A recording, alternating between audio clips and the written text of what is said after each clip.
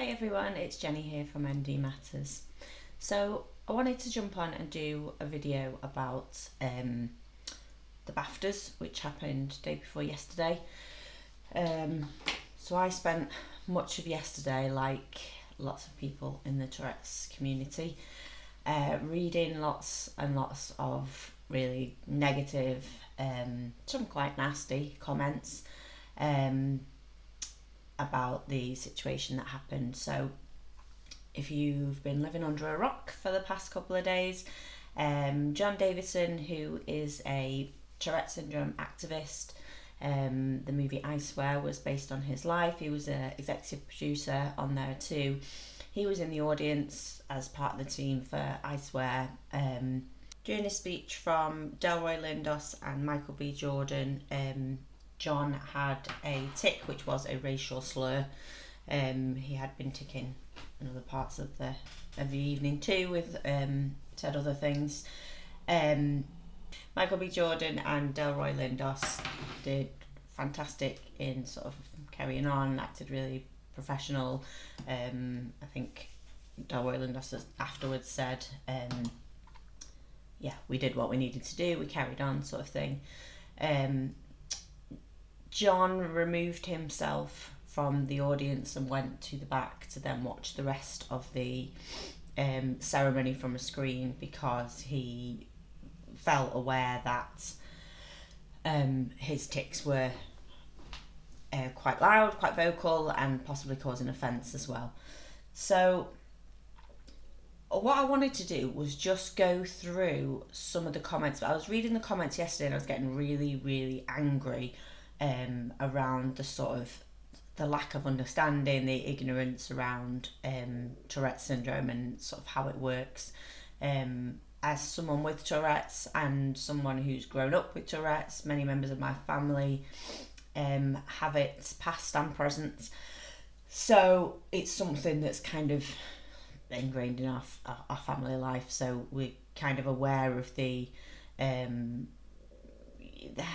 devastation really that it can cause for people with the condition. So yeah, I wanted to go through some of the comments that I'd seen. I did take a load of screenshots, but I might just read them out rather than posting them, because after getting angry I kind of thought, well, do these people not know? Like, they must not know. So one comment here: he should not have gone the wrong place at the wrong time to have a tick. So, as I mentioned before, they literally made a film about his life with Tourette's. The whole purpose of his life, the whole purpose of the movie is to raise awareness, to raise understanding of the condition, and particularly of coprolalia, which is the 10% of people with Tourette's that will say obscene, shocking, rude things, the worst things that you can think of. So that was basically what the movie was about, and as I said, he was there as part of that team, representing that. So I was a little bit like, so he shouldn't have gone to the movie about his life that is about raising awareness of Tourette syndrome. Yeah, that didn't really sort of sit well with me. Let's have a look at another one. He learnt that word and kept it in his memory for the right time. So he knows that word. I don't really know anyone who doesn't know that word, to be honest. It is a word that's used rightly or wrongly in society. So yeah, I don't doubt that he knew the word. There's another one on here that says, there's a TV show on at the moment, and a woman lives with Tourette's. I've never heard her say it once on TV. So that's not how Tourette's works. It's not a recipe or a specific makeup that gets given out and it's all the same to every single person. It's not how it works. As I said, everyone with Tourette's is different. They'll have a different sort of makeup, they'll have a different profile. The people who have coprolalia are obviously more likely to swear and say things shocking. But yeah, it's not a case of, well, that person didn't do it, so why did they do it, sort of thing. It's different for everybody, and that's really important to remember. Okay, another one here says, okay, but that word slipping into your tics tells me that's a common word being said in your household or upbringing. Again, similar to the comment before about him knowing the word. Yeah, I've no doubt that he knew the word. Again, don't know really anybody that doesn't know that word.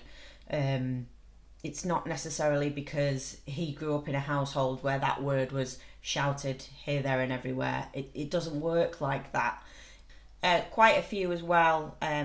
This one, for example, that was no mistake, and I believe Jamie Foxx said the similar on his ex, saying that he meant it.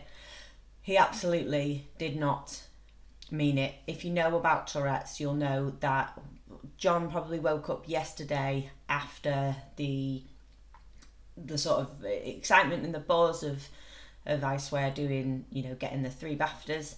To have this whole thing be completely overshadowed is mortifying. Imagine waking up knowing that you said that in front of a whole, crowd of people, that was then broadcast on the TV.